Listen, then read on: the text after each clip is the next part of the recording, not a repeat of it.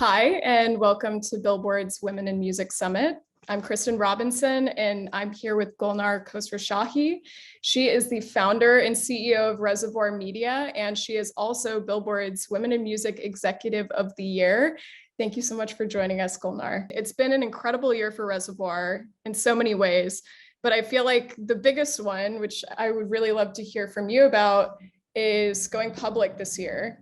You know, we're the first independent music company that's led and founded by a woman to go public in the US. Can you tell me a little bit about kind of why you guys decided to go public this year and kind of the process of that?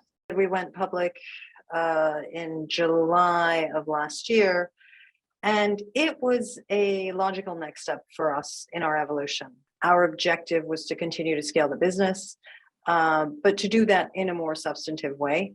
And what it did for us is really allowed us to pursue an avenue that delivered on speed to market, create a currency, and provide us with access to capital. Being first as the only independent that's publicly traded stateside was very sweet. Being first female led really sort of reinforced how sweet that all was for us. You have taken on this role as director of the board of the National Music Publishers Association, the NMPA, which has also had a great year with monumental deals with Roblox and Twitch to try to kind of make sure the publishers and songwriters are going to get paid in the future as this digital landscape of licensing keeps changing. So what made you want to be so closely a part of the NMPA and to be a part of that process? First of all, being part of the NMPA is very stressful because you have to go through an election process, and it's being elected by your peers.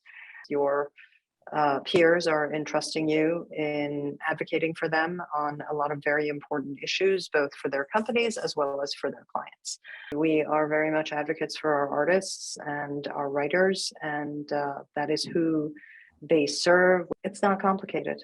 Songwriters should be paid what is fair compensation for their creative work, and that is what we're constantly advocating for. How have you been able to continue to lead Reservoir, to stay as a leading company and to keep growing despite all of these new players that are coming into music publishing of the last 15 years or so?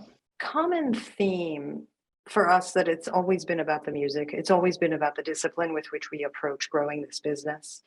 It's been about the catalog. It's been about our clients, songwriters, producers, artists, all who create the music. So we'll continue to focus on that, especially in this environment where there is so much money and new participants with and without platforms. We'll continue to focus on these things and believe that if we keep adding significant value across the board, we will compete effectively. In the face of competition, we have had our most robust growth spurt to date, and we execute on a strategy that is focused on off-market deals, so that has helped us. And it's okay for us to keep saying that we add a lot of value, but the proof is in the pudding. Industry grows at 7%. We outpace that industry growth with an organic growth rate of 15%. And that really is a testament to our teams, our marketing team, sync, digital licensing, and admin. And we'll be very focused on client service in this competitive environment, on cultivating relationships. And, our people have this high touch attention, and the bespoke opportunities that we are offering to our clients is why somebody like Joni Mitchell chooses to call Reservoir home. At Reservoir, how do you guys decide which catalogs are worth investing in for you? What is a good fit for a Reservoir catalog buy? As we look at how we value these assets, we have over time developed a very robust model that we use to assess the value. We look at sales history, we look at consumption history, obviously, just the caliber of the music, the genre, and that all feeds into how we think that these assets will decay over time. I think across the board, it's really important for us to be acquiring high quality music, and it's really important for us to make sure that every deal we do is accretive to the company. I think just one last question to wrap it up Sure. is that it's pretty rare to see a woman in the top position at a music company still today, despite so many pushes for diversity and change. So I kind of wanted to ask you if there are any additional difficulties that you faced being a woman in a top job in the music business. I don't think I faced any more adversity than anyone else who's sort of my peer, my colleague. That doesn't mean I haven't faced. That doesn't mean I faced no adversity. I think, as with any other industry, music has its fair share of issues. Um, I do think music, in particular, at least my experience has been that it is very much a boys' club. I can tell you countless unpleasant and, in retrospect, funny, but not at the time, anecdotes, and where this is the general theme, but that's not really productive. I believe what is productive is to remember these anecdotes, to affect change from within our organizations where we have the power to do so.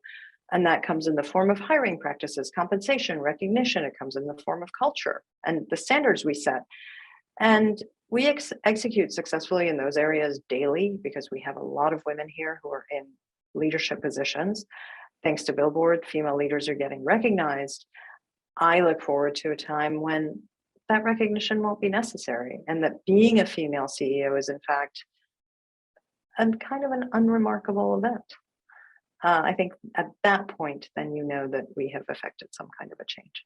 Thank you so much for joining us, Golnar, and congratulations on being awarded Billboard's Women in Music Executive of the Year this year. Thanks for joining us, everyone. It's been a pleasure. Thank you, Kristen.